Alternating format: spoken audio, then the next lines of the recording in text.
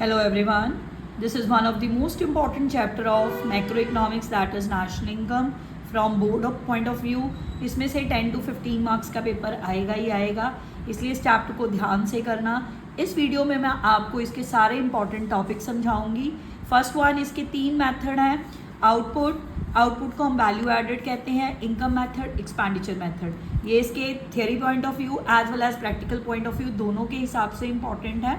जब आप output method लगाते हो तो उसका आंसर जीडीपी एट एमपी या वैल्यू एडेड आता है, या जीवीए भी आता है, जीवीए भी बोलते हैं उसको, जीवीए एट एमपी।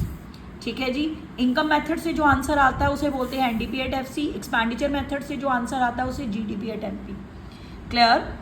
ठीक है। अब ये मेथड्स एप्लीकेबल कैसे हैं, कौन कौन से स्टेप्स हैं जो हम यूज़ करके जीडीपी एट एमपी निकालेंगे वैल्यू एडेड मेथड से। वैल्यू एडेड मेथड का फर्स्ट स्टेप है value of output minus intermediate consumption. Intermediate consumption आप परचेजेस को बोलते हो, रिमेंबर इट। इसमें सिर्फ गुड्स आएंगी, एसेट नहीं। एसेट की परचेज इंटरमीडिएट कंजम्पशन नहीं होती, और रॉ मटेरियल की परचेज को भी आप नॉट इंक्लूड करोगे आईसी में। नेक्स्ट स्टेप है वैल्यू ऑफ आउटपुट कैसे निकलता है, sales plus change in stock. Change in stock कैसे, क्लोजिंग माइनस ओपनिंग। अगर आपको डायरेक्ट जीवीए दी हो तो आप जीडीपी कैसे निकालोगे, GVA of primary sector plus GVA of secondary sector plus GVA of tertiary sector. GVA का मतलब क्या है, ग्रॉस वैल्यू एडेड। अगर आपको इन तीनों सेक्टर्स की अलग अलग भी जीवीए निकालनी है तो यही फॉर्मूला लगाओगे आप, value of output minus IC. याद रखना वैल्यू एडेड से क्या आता है, जीडीपी एट एमपी। नेक्स्ट हमारा मेथड है इनकम मेथड। इनकम मेथड से एनडीपी एट एफसी आता है, उसे कैसे कैलकुलेट करते हैं, COE plus operating plus mixed income. COE means compensation of employees.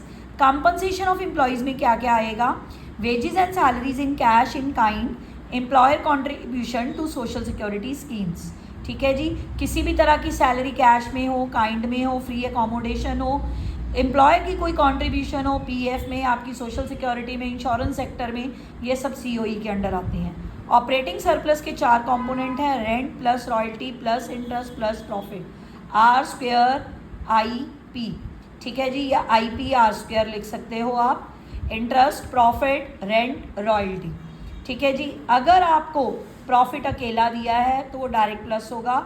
अगर प्रॉफिट भी दिया है और ये 3 टर्म्स भी दी हैं तो आप प्रॉफिट लोगे, क्योंकि profit is a combination of 3 words, corporate tax, undistributed profits, dividend.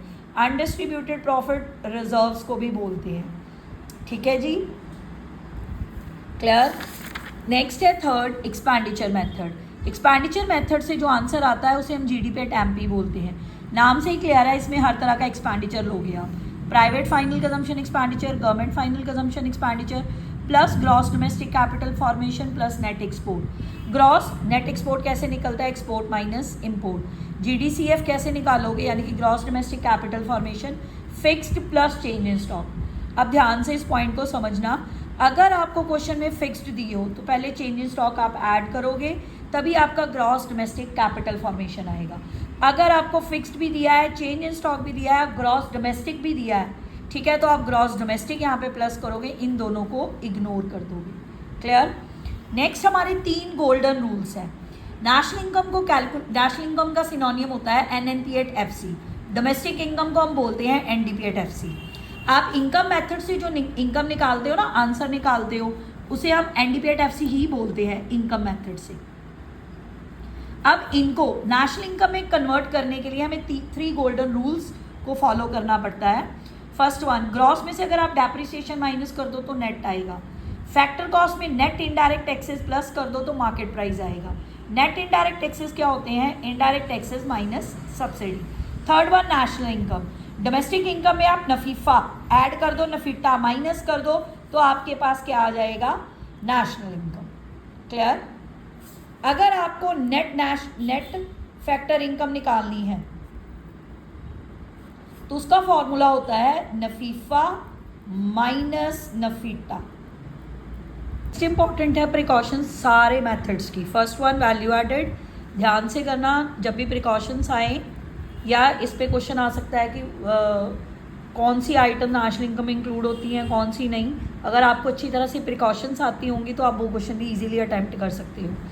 अब इसमें इंक्लूडेड में आप PIC याद कर लो, production of self consumption, imputed value of owner occupied, change in stock, PIC। Value added में PIC इंक्लूड होता है। नॉट इंक्लूड में क्या आएगा, PS2 IP। Intermediate goods, production of services, services नहीं लोगे, प्रोडक्शन ऑफ सेल्फ कंजम्पशन के लिए जो गुड्स है वो इंक्लूडेड है, सर्विसेज नहीं। Services means teacher teaching his own son, kitchen garden की आइटम्स, क्योंकि इनके रिगार्डिंग कोई कैलकुलेशन नहीं हो सकती इसलिए नेशनल इनकम में इंक्लूड नहीं होती।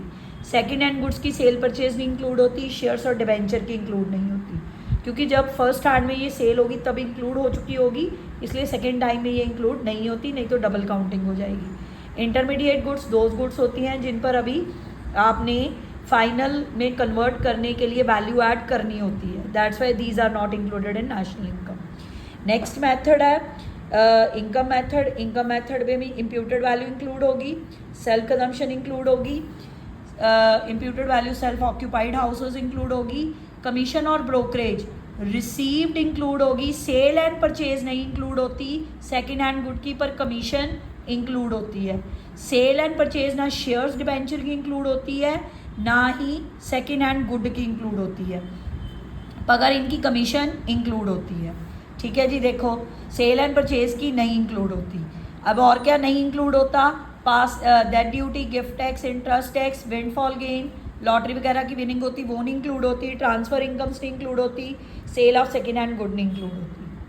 ठीक है जी, ट्रांसफ़र इनकम अच्छी तरह कर लेना, वन साइड होती हैं। इसकी एग्जांपल है charity, scholarship, old age pension, donations, gifts, grants.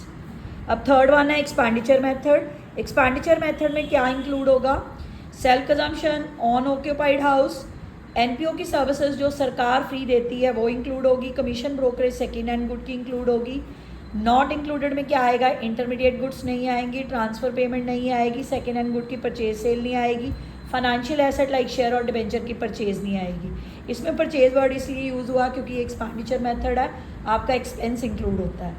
ठीक है जी, all these are about the precautions.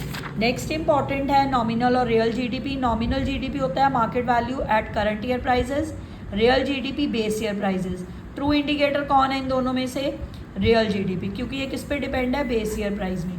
इसमें लगातार क्वांटिटी बढ़ेगी, इसमें लगातार प्राइस बढ़ेगा, ये प्राइस इल्यूजन होता है। ठीक है जी, ये इन्फ्लेशन की वजह से होता है। एक इंपॉर्टेंट टॉपिक और है GDP डिफ्लेटर, दैट इज़ उसका फॉर्मूला लर्न कर लो, ये दो का रिलेशन बताता है नॉमिनल और रियल GDP का। ठीक है जी, फिर आती है कि एक नेक्स्ट इंपॉर्टेंट क्वेश्चन है GDP and welfare, that is इसको एक और क्वेश्चन भी बोलते हैं लिमिटेशंस।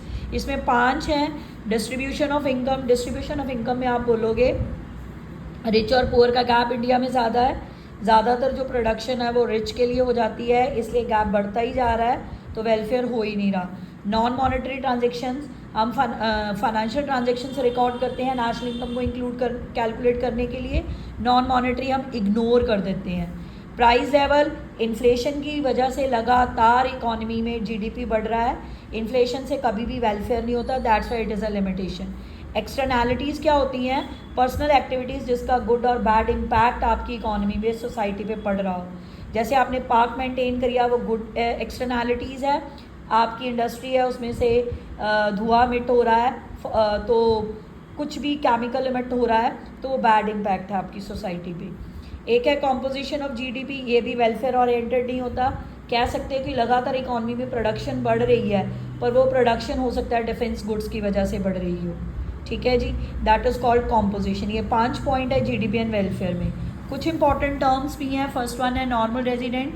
नॉर्मल रेजिडेंट हम किसको बोलते हैं, जिसका इंटरेस्ट जिसका इकोनॉमिक इंटरेस्ट इंडिया में हो और 1 साल से ज़्यादा रहते हो, मतलब यहाँ पे इंडिया में रहते हुए उसे मोर देन 1 ईयर हो गया हो, तो वो नॉर्मल रेजिडेंट है, बट उसका इकोनॉमिक इंटरेस्ट भी इंडिया में होना चाहिए। नॉट नॉर्मल रेजिडेंट यानी कि नॉन रेजिडेंट कौन से होते हैं, international organisation like UNO, WHO, IMF, world bank, ये नॉर्मल रेजिडेंट्स नहीं होते। किसी तरह का क्रू मेंबर हो वो भी नॉर्मल रेजिडेंट नहीं होता जो फॉरेन को बिलोंग कर रहा हो। डोमेस्टिक टेरिटरी में क्या आता है, पॉलिटिकल बाउंड्रीज आती हैं। कोई शिप एयरक्राफ्ट रेजिडेंट ऑपरेट कर रहा है वो डोमेस्टिक टेरिटरी है।